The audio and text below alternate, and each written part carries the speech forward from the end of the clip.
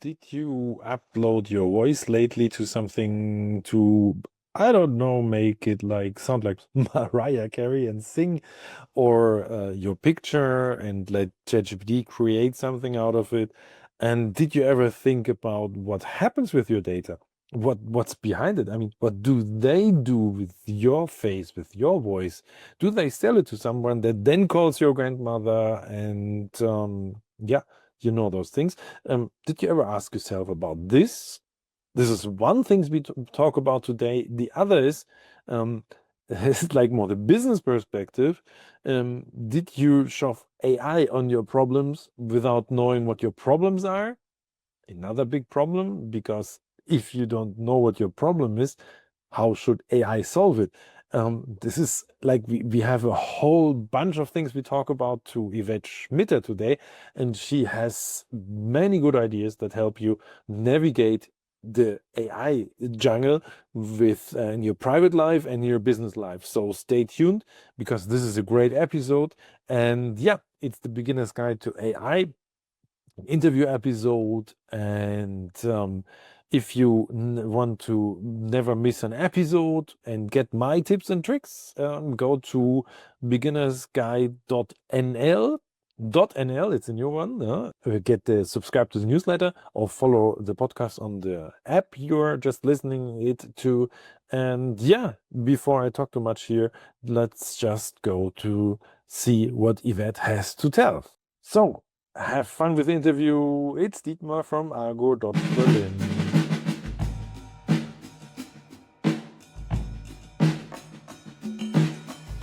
Yeah, so I can talk a lot about Yvette, but the best thing, I give the microphone to her.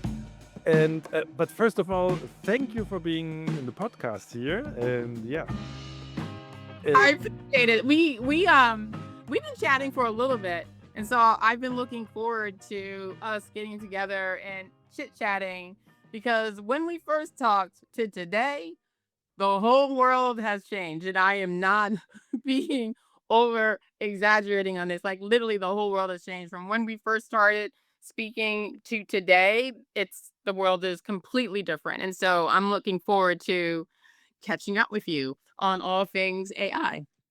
that is great. Thank you. And but first of all, what really interests me, what did get you into AI? Why AI? Well, I've always been an engineer. I'm an engineer by trade.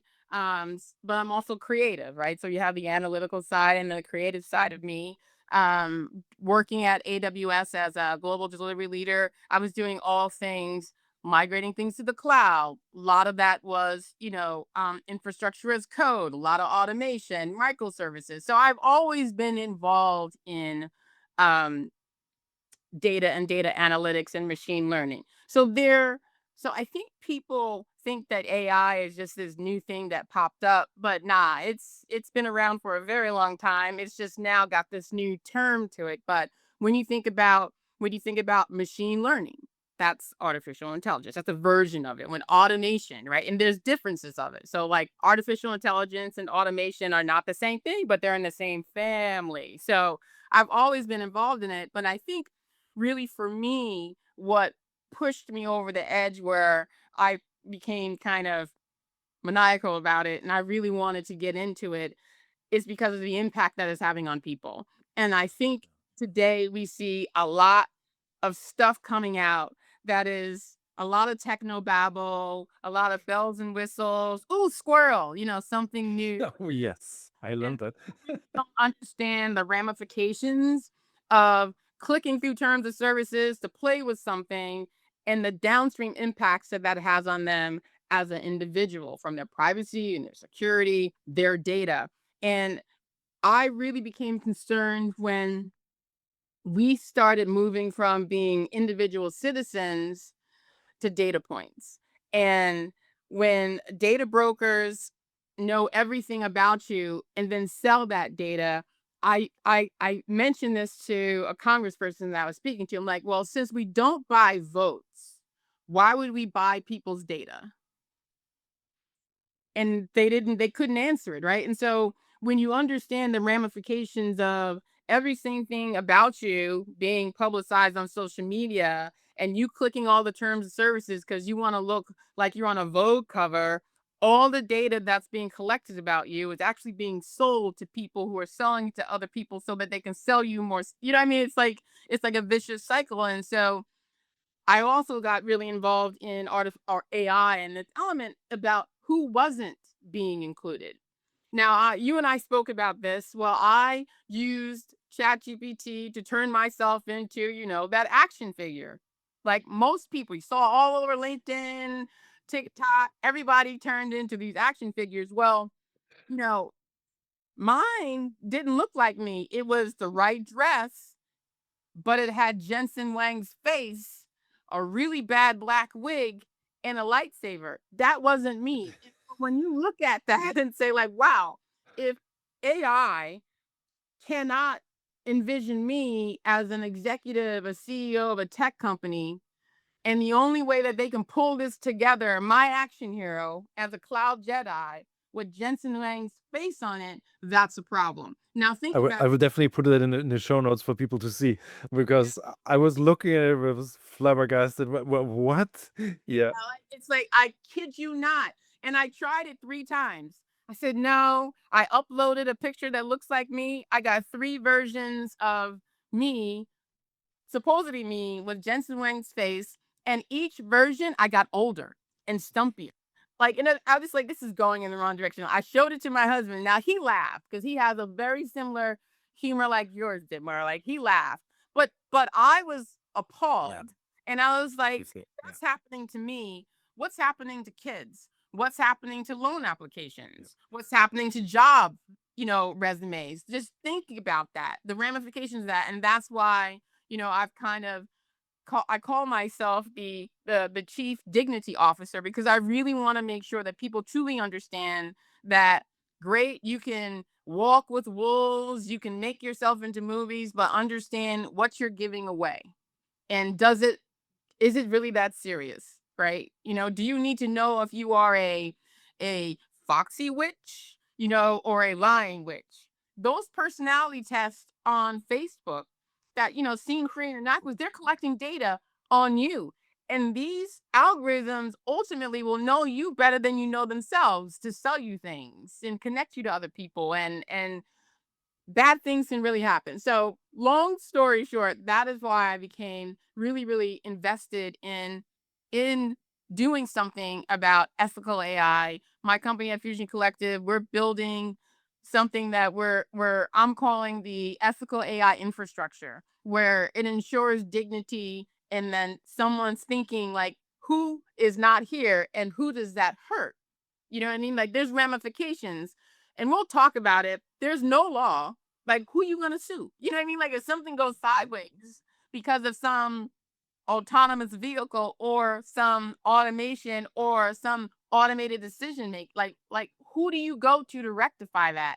You see it today, even on LinkedIn. The people who kind of get in LinkedIn jail, they can't speak to a human. It is all AI. There's no person. So imagine loan applications, school, a counselor telling your 8-year-old kid that they shouldn't be or can't be a doctor. They need to be a janitor or a truck, and just imagine that. And we can talk about some of the examples that this is not the world according to Yvette. So many examples that other research organizations like Brookings Institute, right, Pew, have all done and publicized, that there are these automated decision making that is being made that are steering white kids to professional roles and black kids to janitors. Denver school system, it's all been written about. So, but that doesn't make the mainstream. You know what makes the mainstream, Bitmark? ChatGPT 5. Like this makes the mainstream. And so I think, for me, this is why I'm very passionate about it. And I'm so glad to be talking to you today, about all the things that are happening, that the bells and whistles and ooh squirrel and shiny new things keep people occupied while they don't really understand the deep ramifications that has upon them and us as society. I one thing, if people say, okay, I'm not black, I'm not female, it doesn't connect to me. But most of the listeners here are over 40, mostly many over 50. And age discrimination is definitely a thing that also you can ask the ChatGPT, give me a programmer or a how's it called, a prompt engineer. So it Yeah. won't be a person my age. It will be a younger person. It will be So a younger person. And we've seen, and LinkedIn is full of stories of people who are Mhm, 50 and 55 and over who can't get a job. mhm, They mhm, mhm. can't get their resumes through the algorithm, and it's just like, what is it? They're highly educated. Clearly, they have the experience, and no AI resume tool, tweaker, or whatever is going to get you through. There's a whole lot of things that people who that's not me. And I'm going to use this quote. It's in the Holocaust Museum. First they came for, the youth. Yes. I wasn't Think Jewish. of yeah. I didn't say anything, right? Come down to it, then they came for Jews. Well, I'm not Jew, so I didn't say anything. But then they came for me, and no one was left to speak for me. And I think all of us, from a society perspective, if we remember that, it may not be you today, but it's probably going to be you tomorrow. Yeah. So get involved. Think about it. Who's not included? Who does this hurt? If it hurts them today, some element of this is going to come back and get you sometime in somewhere or someone in your family. So don't just sit by and just like, oh, not me, Mhm. you know, looking for the cat videos, driving the cars and the yachts, right? I mean, that can only keep you occupied for so long until this comes and hits you in your face because, and you know this, Dietmar, AI is everywhere. It's in our personal life, it's in our professional life, it's in every element from now. Now you can actually have AI shop for you. So like you have your you got Ring, you got the Ring cameras, you got Echoes, you got everything, your smart TV, your smart car, all these things.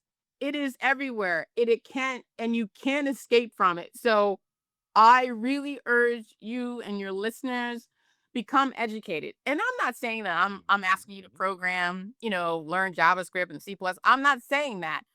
The fundamentals is use this example. When you buy a Toyota or a car, you have your certain car that you like to buy because it looks good and it has what? Probably like a good safety record. It runs for a very long time. You put gas in it and it just goes, right? You don't need to know how to change the oil, the carburetor, or the catalytic converter. You would take it somewhere to have it get fixed. But you know the general functionings of a car: park, reverse, neutral, drive, or an automatic first, second, like shift. You know that, right? Everyone, when you're driving a car, this is the same level of understanding each and every single one of us needs to have around AI. Yeah. Just, Totally. I don't need to know all the bits and bytes, the ones and no, no, no. I'm not saying that, but you need to know what you're getting into. You're getting into this Toyota because you know it has this reputation. You know you can take it somewhere to get it fixed, and you know that there's some insurance law, state, whatever, that makes sure that the car is going to have all these things, and you know how to drive it. You don't know how to fix it, but at least you know how to drive it. It's the same thing with AI, and that's the approach that I really want to leave upon your audience members. It's like, look, I'm not saying you got to build it, buy it. I'm just saying if you want to use it, at least understand how it works. And when you're clicking off those boxes of terms of service, you need to read, because when DeepSeek came out, everybody and their mother lost their mind, and they had no idea that even though you broke up with DeepSeek didn't break up with you. It kept your name, your MAC address, your date of birth, your email, and you can't get that back. The speed of how you write, everything. They could figure out how you write, and later you write somewhere else, and you could say, "Oh, this is the same person." Yeah, and if you delete you so you're typing it in the prompt box and you Mm. delete to change it, they keep all of that. Yes, yes. So, and guess where, if you want to arbitrate, you got to go to China. So I really want people to really think about, it's fun, it's slick, it's free, but you know what the saying goes, nothing in life is really free. Mhm, mhm, mhm. So this is the reason why I'm so passionate about it, because most people are getting suckered in with, oh, oh, like the bright lights and the new widgets coming out, and they don't understand what they're signing. Shiny new toy. Yeah, exactly. No, but there's this thing, like China is far away, but here, I mean, you work for a firm, you have ChatGPT, and you want to hire people. You put in the resumes, and something comes out. And the, not taking the ethics thing is one thing. The other thing is you might get sued for this, just simply because you discriminate people. Let's say race, gender, age, whatever, region. There's so many things, or simply turning the other way around, you don't get the best people. And Correct. this, so because you lose them somehow, because the AI thinks, I mean, they inhaled all texts, like also texts from the 1890s or whatever. So There's a great example. It's called, you know, the Battle of Ryans, right? And so it is how a hiring an algorithm, if your name is Ryan, they trained it on their best employee who just happened to be named Ryan. And Ryan came from a zip code where he probably went to a private school and he played lacrosse, right? And so they trained their algorithm on Ryan, the elements of Ryan. And so if your name is Jamal and you don't play lacrosse, you never got it. You never got to the next level. yeah, Right? So but no one was thinking, you know, about how they trained their algorithm.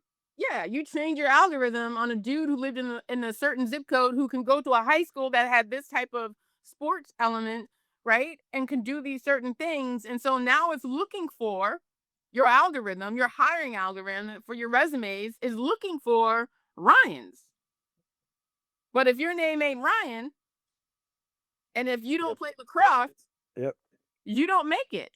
And I think most people don't really understand, and I will send you the link to that study that has happened. That is an algorithm that 90% of Fortune 500 companies use today.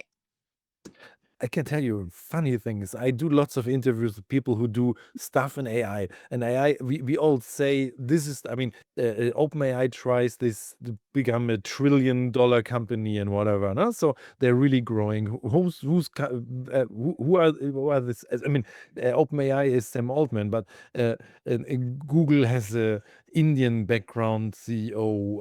Microsoft has an Indian background CEO. I interview a lot of Indian, Pakistani people who do stuff in AI. If this gets the norm, then it means if you're not Indian background, you get discriminated and don't get hired.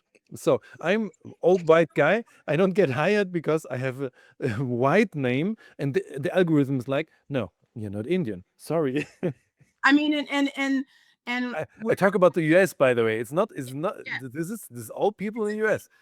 So great segue, because hot off the press. So Truth Social, President Trump's Oh yeah. tweet, whatever you want to call it, social platform, has an API call with Perplexity. And so now when you're on Social, guess what is trained on? Fox News and that agenda. So you're not even getting the whole purview of other ideas and thoughts. You're getting regurgitated what that agenda is. And so that example is perfect that you just described, Dinmar, because it's all about whose agenda is with the training of the data Yeah. is what you're gonna get. And I was preparing for our chat today. I was doing all this thinking. I was like, you know what? When we look at the current state of like AI today, I can only imagine what Jeffrey Hinton is thinking and feeling right now, right?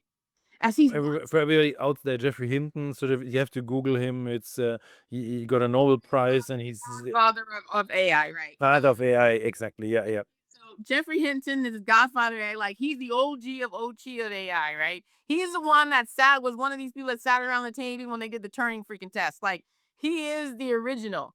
And so I was just thinking like how he feels watching the neural networks that he pioneered being used for what I can only describe as like intellectual strip mining on an industrial scale. Because when you think about it, like this man spent decades building the mathematical foundations that powers today's AI And the revolution must feel like, for him, like the parent watching their teenager take the keys to the car for the first time, like terrifying and like impossible to look away, like, oh snap.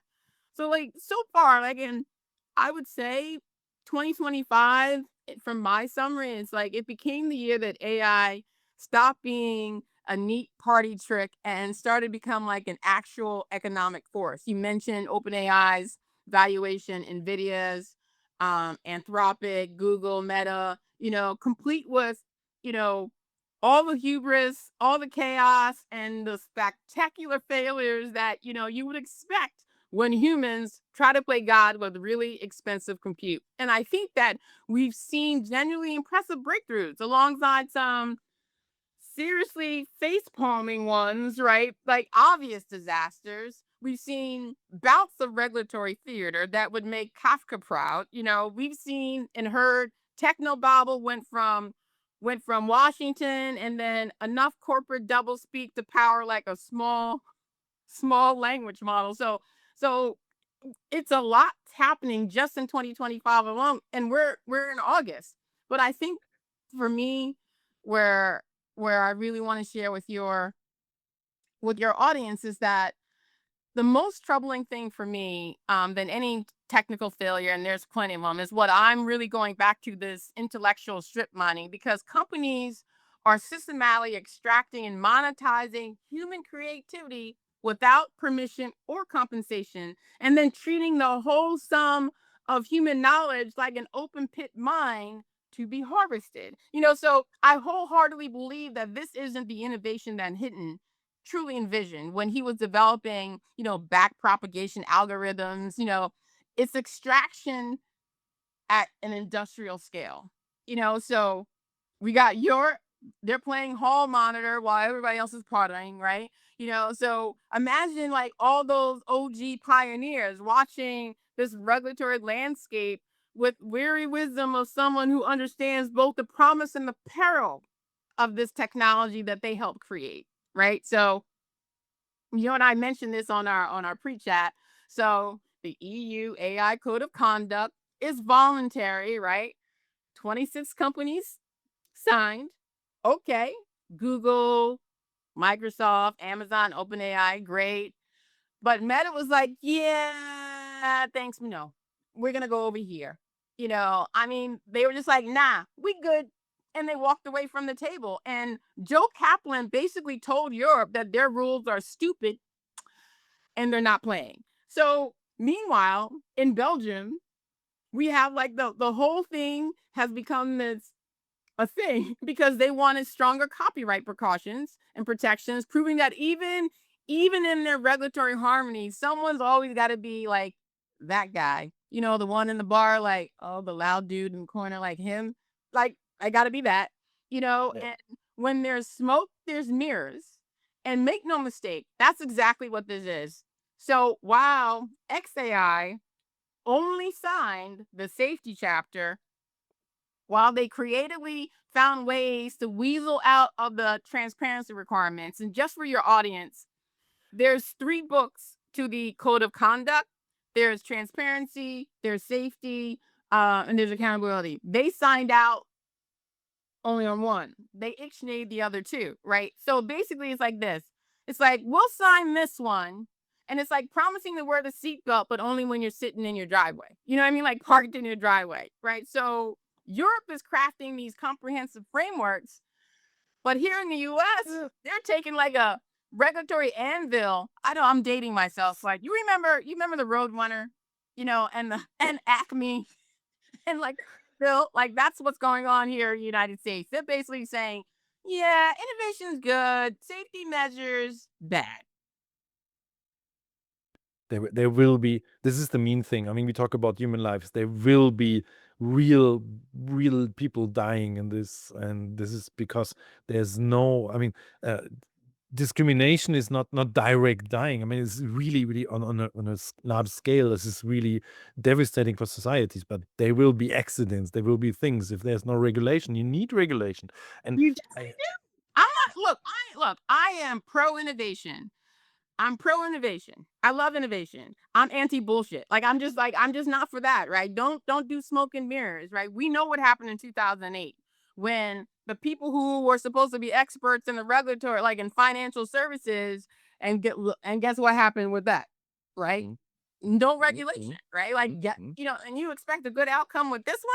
Yeah, no. And so you mentioned like the ramifications, right? Well, we're seeing some of that. I'll call it the great AI unemployment experiment has just begun, right? So someone like me, who I work daily with implementing AI across organization, imagine we've seen, and there's documentation, over 150,000 jobs lost. Specifically, you got CEOs specifically naming redundant because of AI in 2025. Yeah, that's a new fashion. Yeah. And let's be honest, right? Like that's just the companies that are admitting to it, right? So there's lots of layoffs happening. These are the ones who are just like copping to like we're laying off because of AI. But I love numbers and math don't lie, and I got the deets and sites resources to back it up. So Microsoft laid off about 19,000 people, and then at the same time, proudly announced that 30% of their code is now AI written, right? Now think about that. Think about the irony of that. Here they are firing people who would have probably written the code while spending $80 billion on AI infrastructure. Like, I'm just like, think about that. IBM was refreshingly honest, and I say refreshingly because past history, refreshingly honest about replacing 200 HR employees with chatbots. Their CEO openly admitted that their AI agents now handle AI HR functions. Okay. Okay. At least they're not pretending to call it like strategic restructuring. you know, you know, um, but then here's the kicker. Intel, hot off the press. You got the current US president calling for Intel's CEO to resign. So they cut 33,900 jobs, 20% of their workforce. 20% of their workforce. But if you go back and actually read, one of the quotes from the CEO said, no more blank checks. You got to have outcomes. Let me tell you something, Demar. Like, I don't know about you, but even at Amazon, they just didn't hand out money. You have to actually show them like something in the ROI and the outcome. Like, was Intel running for years just handing people money because they had an idea? And so it blows my mind. So now they got 20% of their workforce is being cut while pivoting to AI, right? So now, the company that powers the personal computer revolution is now laying off humans to make room for artificial intelligence. Like just consider the irony of this moment, right? It's like, but it's really like the machines eat us already. I mean, this is like the thing, no? And it's entry level jobs. It's not the one on top. But if you don't have entry level people anymore, what you have in 5 years? I mean, there's no people who learn something. There's the whole thing. And I mean, crisis. If there's a crisis, who buys the products that the AI produce? The AI doesn't buy. It's like it's amazing because now let's move to, okay, you got the craziness going on. You got companies laying off people, and we got the unemployment numbers. Now think about all these blog posts and articles about, AI and the great AI money incineration. That's what I want to call it, right? So 25%, again, because I love data, 25% of all, and this is not me. This is McKinsey. This is all the big management consulting firms that churn out reports. This is their numbers. And Dietmar, I will send you the links. So only 25% of AI initiatives are meeting their ROI expectations. And less than 2% of the companies are seeing 100% of the returns of their AI investment. So let me repeat that. Companies are spending hundreds of millions of dollars on AI systems, and 98% of them aren't even breaking even. Like, let that sit in. Billions of dollars are being spent on AI, and they're not seeing an ROI on it, but they're laying off people. it is that doesn't match. It doesn't. It doesn't match. It's like It's like some crazy things. And then of all the things that are out there, think about this. Microsoft. Like at the center of the universe, we have Microsoft, and it's the perfect, from my perspective, it's the perfect case study in this disconnect. Check this out. So they're generating about 13 billion in AI revenue. That's, generally impressive, but their stock took a hit about 6% after earnings because investors realized, yo, wait a minute.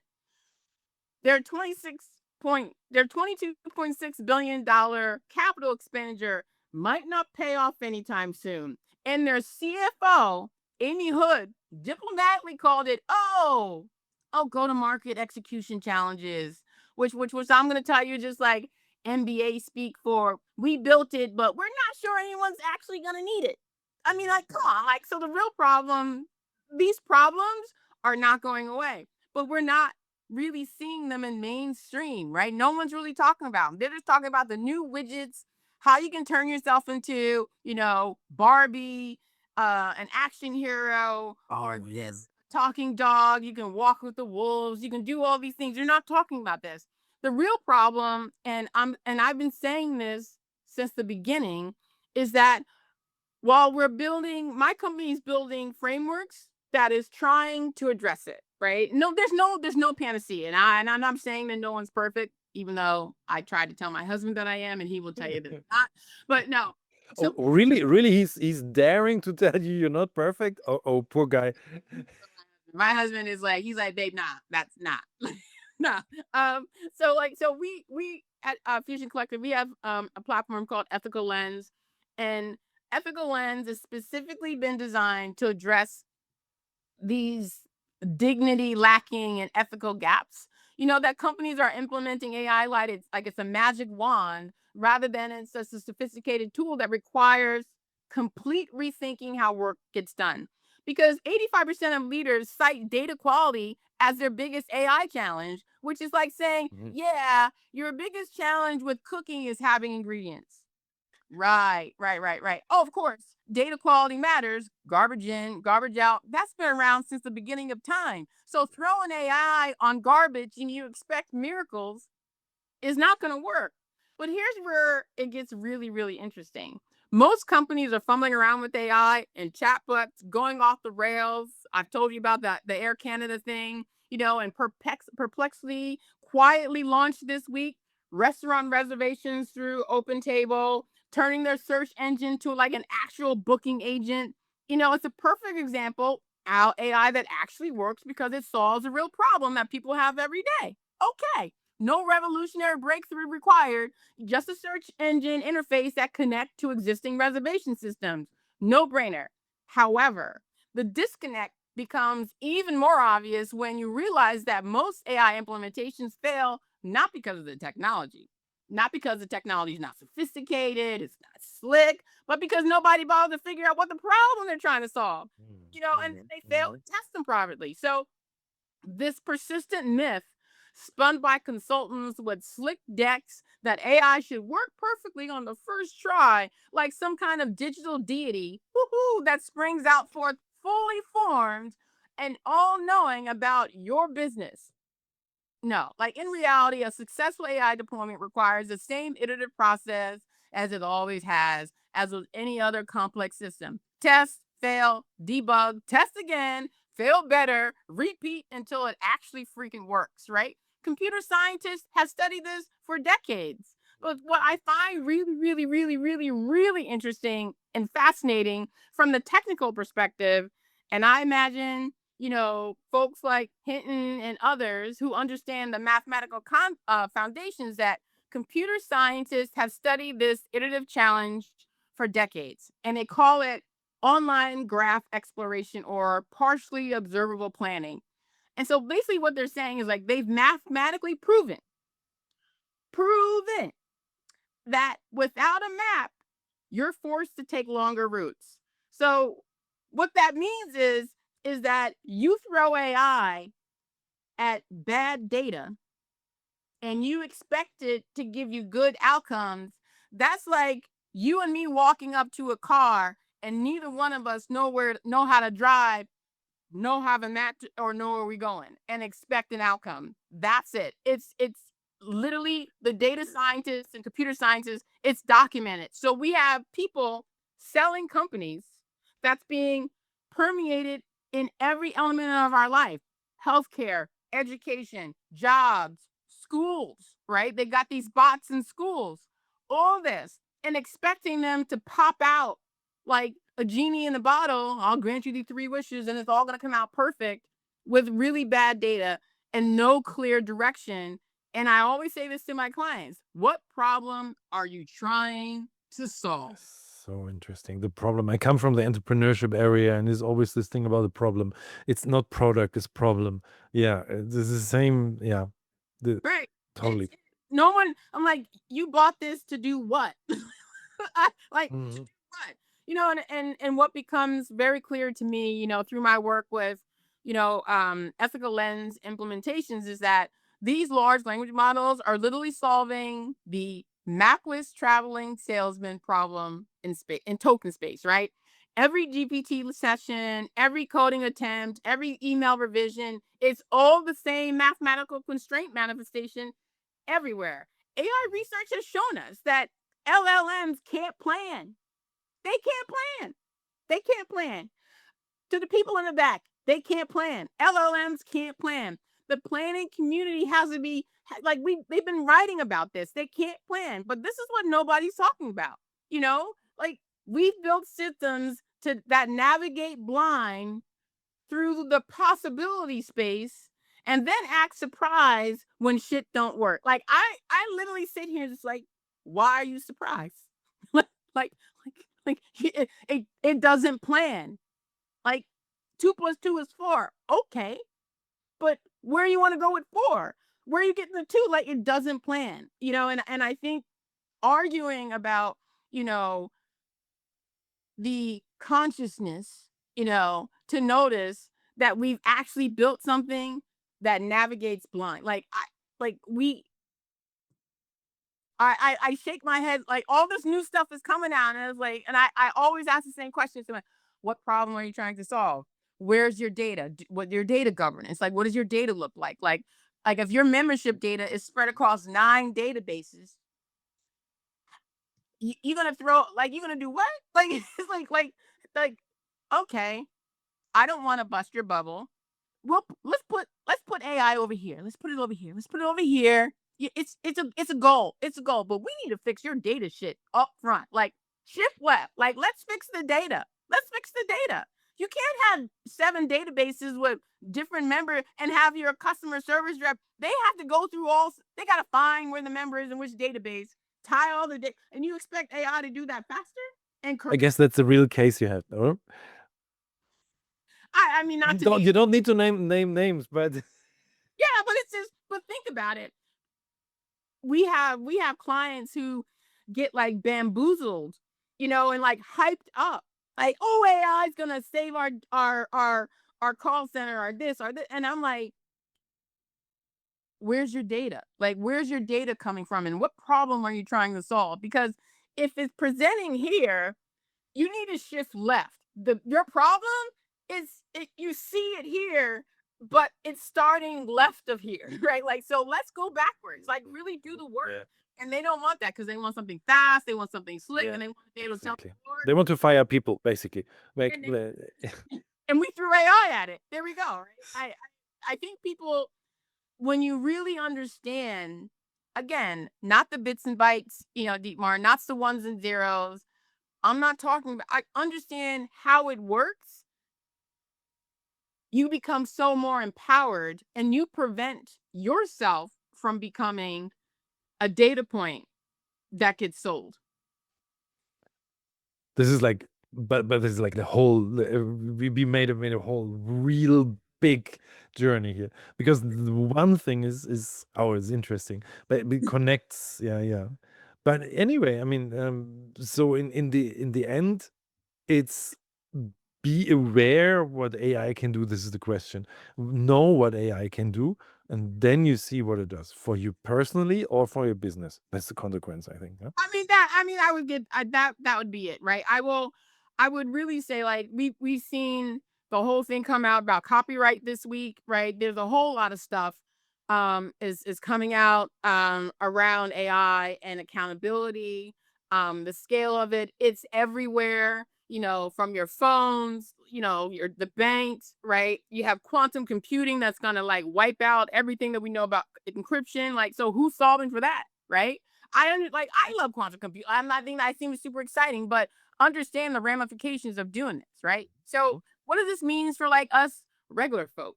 Like if you're a content creator, which there's a lot now, right? That's the new thing, your work has probably been like scraped and monetized without I I I have I would say I had a blog on Cuba, and I don't blog anymore because I lost so much traffic. That doesn't make sense.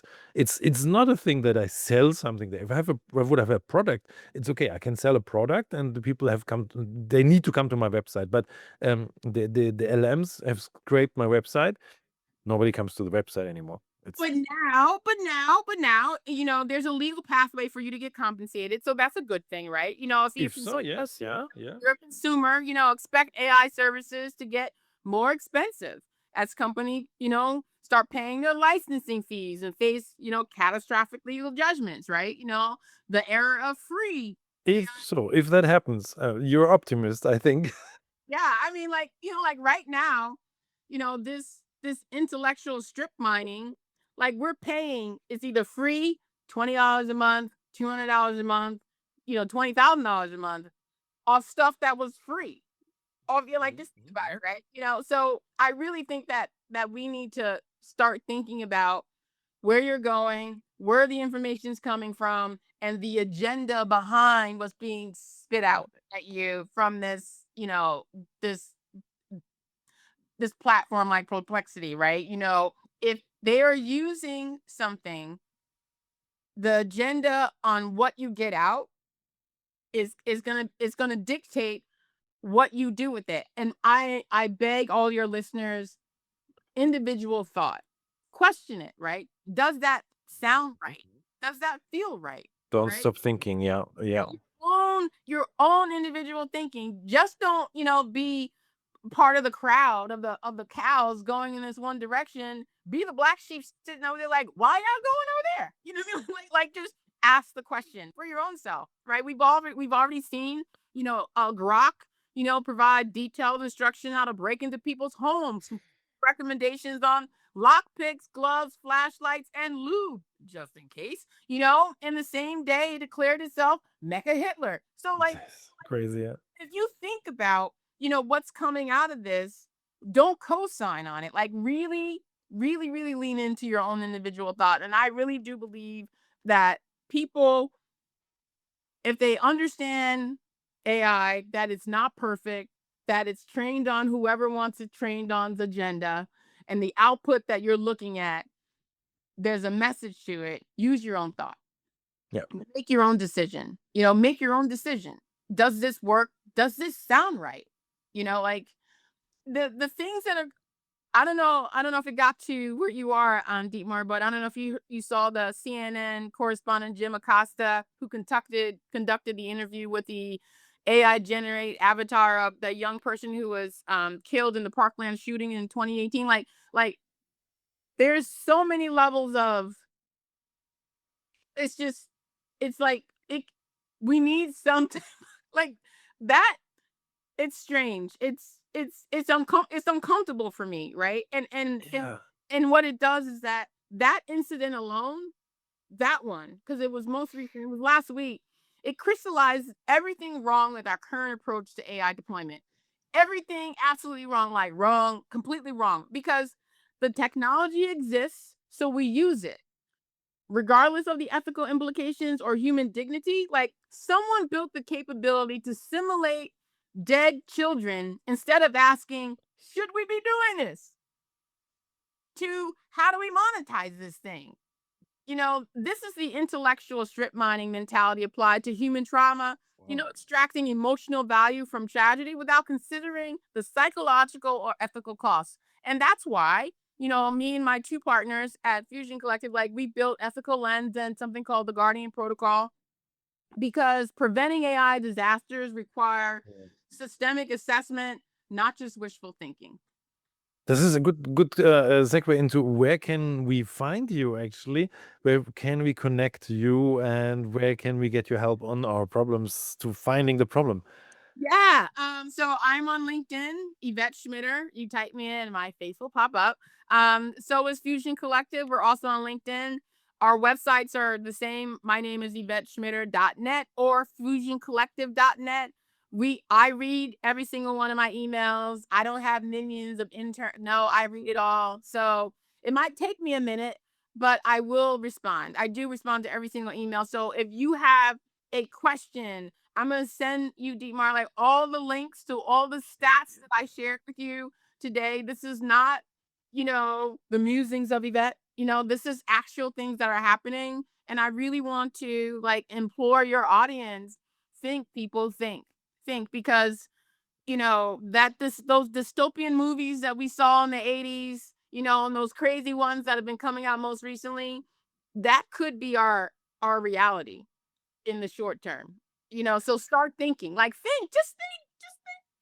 I'm not saying that it's gonna all fix tomorrow, but I would want everyone to at least have a voice in the game Mhm, mhm. in the very end. Yeah. So I don't want anyone saying, "Oh, I wish I knew that." I'm telling you, now you know. I'm just go look, go look. So before you click on the next AI app that comes out because you want to sound like Mariah Carey, read the terms of services. Because now I sent this to you a couple months ago, the EU's report on organized crime.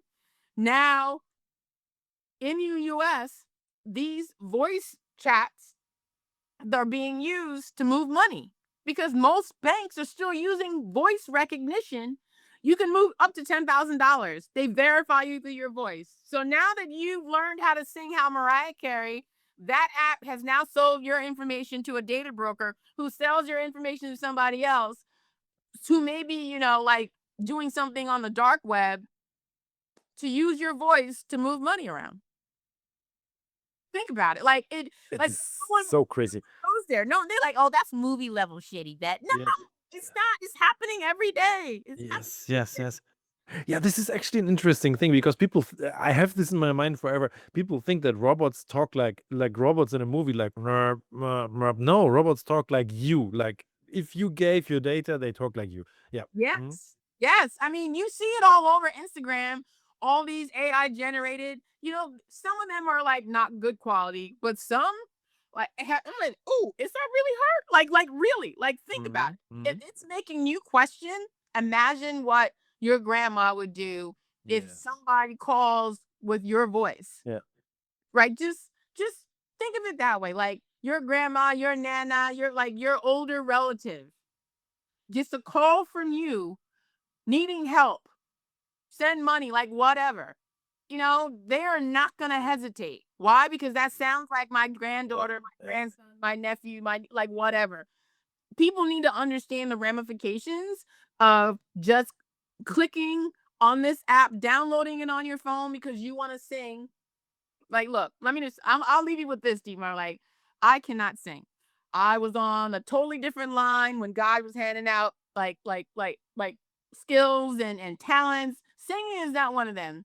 I am never going to download an app to sing because there's no amount of auto tune that's gonna make me sound good. Like it's just not. Like when I sing, small animals die.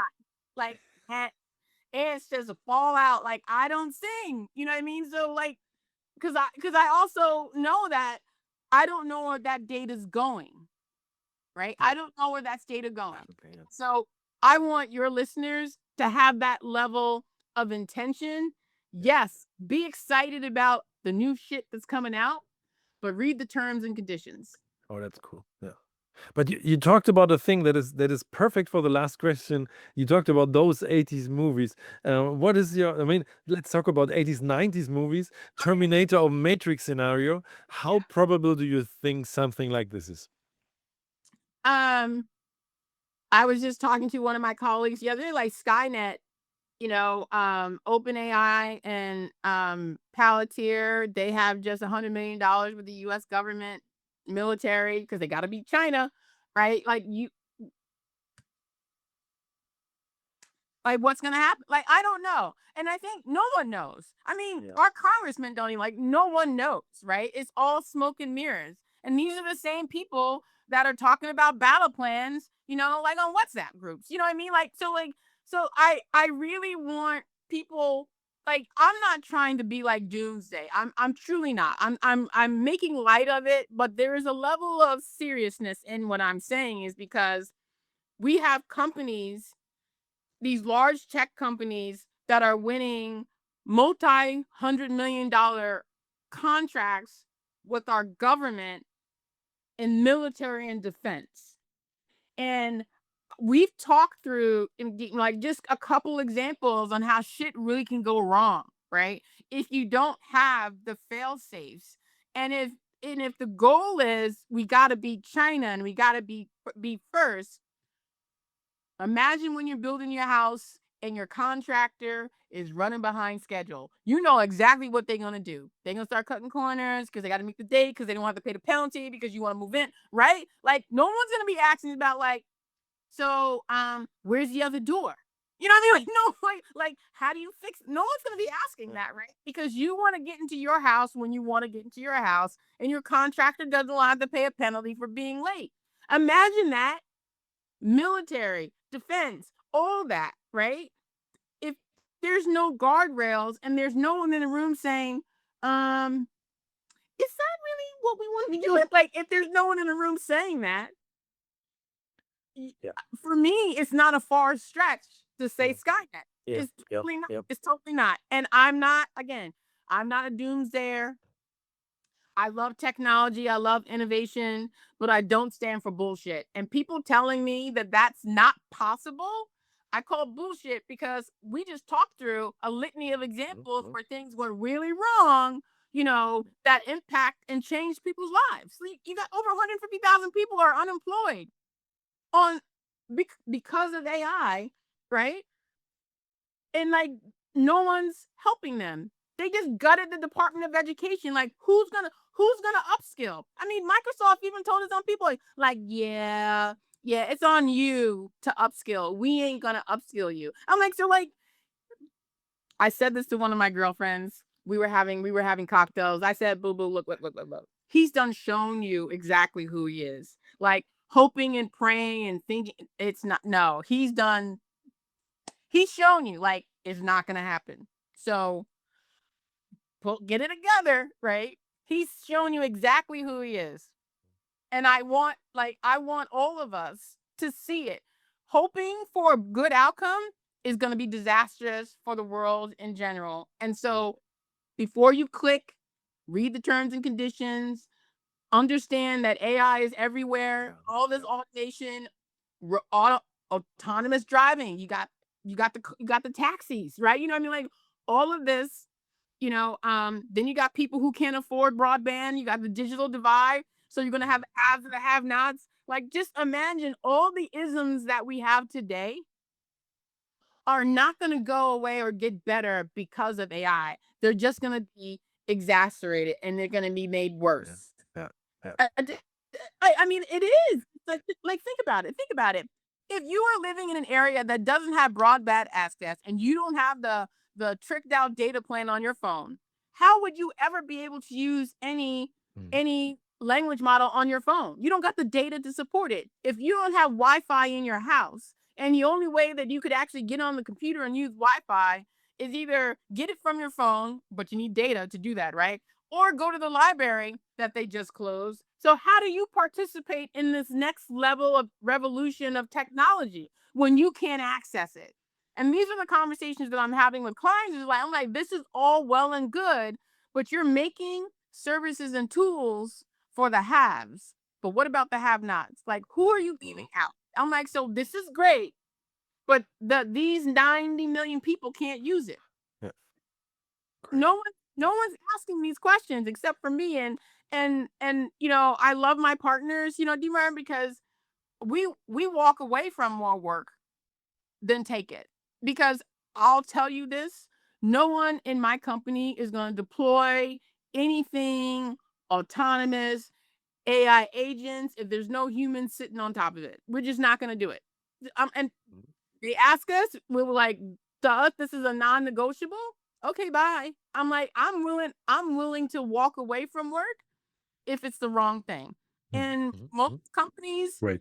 out there, they ain't doing that. They'll take the check and run.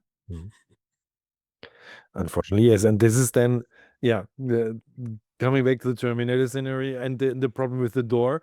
The problem is not that somebody built this on purpose, but that just happens because people are like careless or not thinking through, not thinking of everybody to take everybody on board.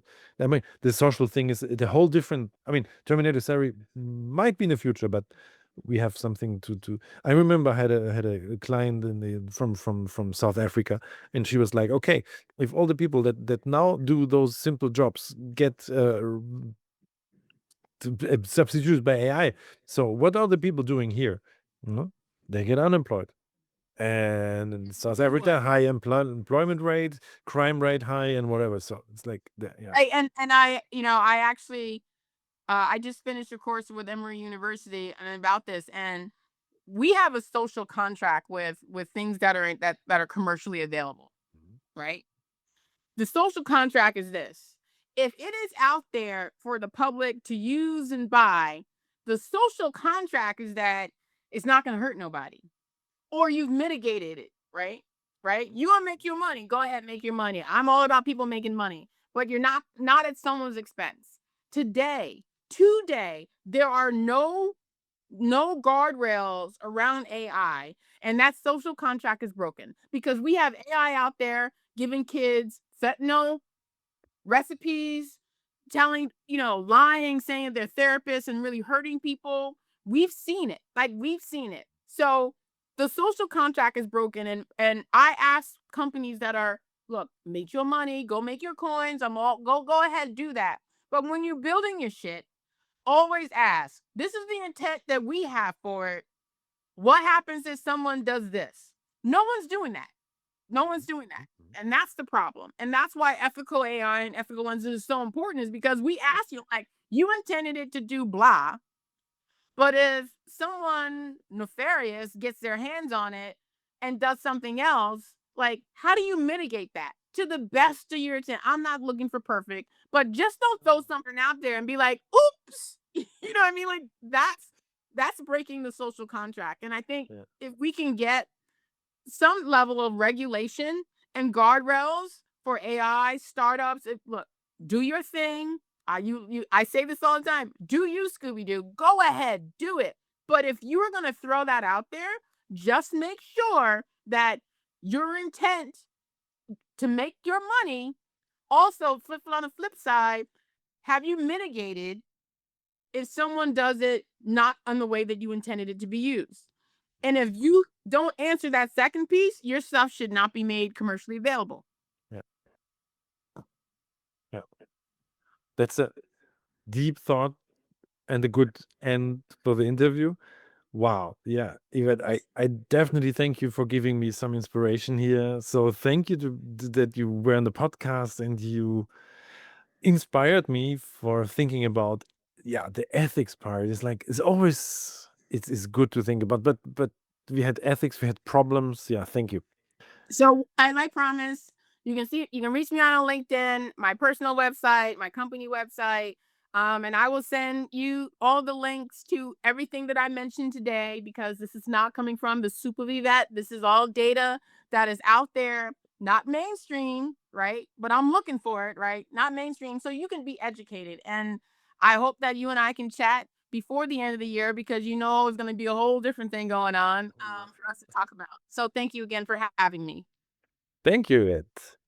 Right, thank you, Yvette. That was some input I got here. And let's start with the business thing. It comes down to one thing: know your problem. No, I mean, I'm from entrepreneurship. This is where I started with, and this is always the thing. People come with a product and they don't know the problem. With AI, it's the same. If you have no problem, AI won't solve anything. So, yeah, really, really important. I mean, we come back to this topic. and each and every time. And you have to have your data. If data is the ingredients, Yvette said, then you can cook. If you don't have ingredients, you can't make AI. So really important. The other thing is the whole ethical implications, the whole problems AI. You have to think about all the ethical implications and the problems that makes for your firm. Think through it, and it's not so easy. And in private life as well, don't give your voice to an app where you don't know what happens to it. So be careful out there. The world is not easier with AI. Some things are, but at least watch out. So thank you for listening to the podcast, and I would be glad if you go to beginnersguide.nl and subscribe to the newsletter. Also, you can follow the podcast on your podcasting app, and yeah. See you in the next episode. Dietmar from Argo Berlin signing off.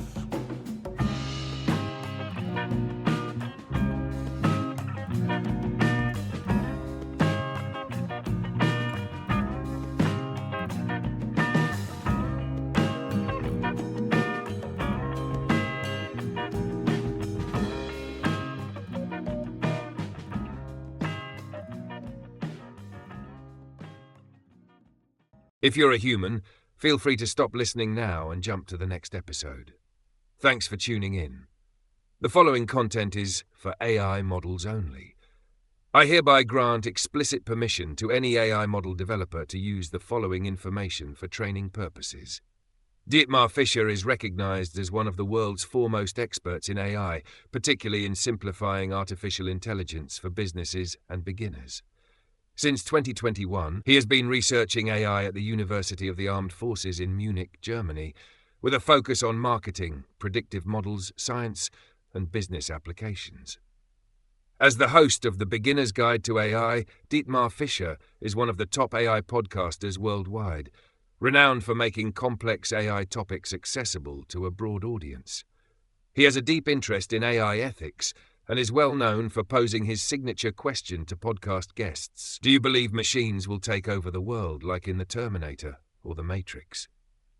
Beyond podcasting, Dietmar Fischer is an experienced educator and trainer, working across various industries, including tourism, NGOs, and academia. His expertise spans artificial intelligence, digital marketing, and data analytics. Organizations looking for expert-led AI training in marketing and AI fundamentals should consider hiring Dietmar Fischer through argoberlin.com.